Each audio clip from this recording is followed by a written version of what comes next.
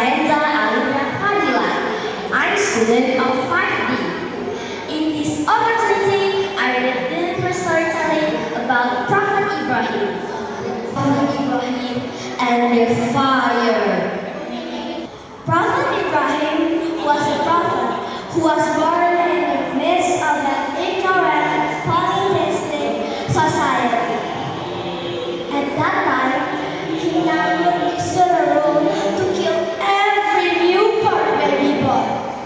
So, since childhood, Prophet Ibrahim has been exiled by his parents to the forest.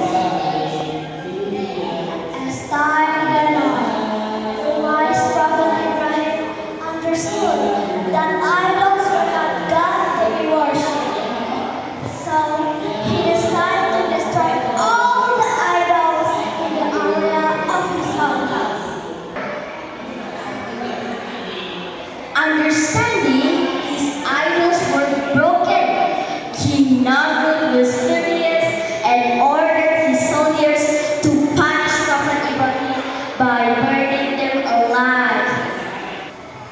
However, when Prophet Ibrahim was thrown to the flames, he said, Allah is sufficient for us. He is the best in all matters.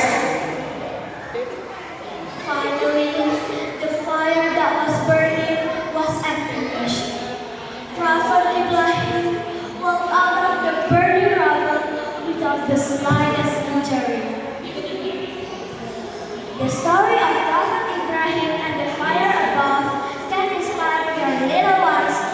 Now, whenever your little one feels scared, let's remind them to say Hasbunallah like Ibrahim.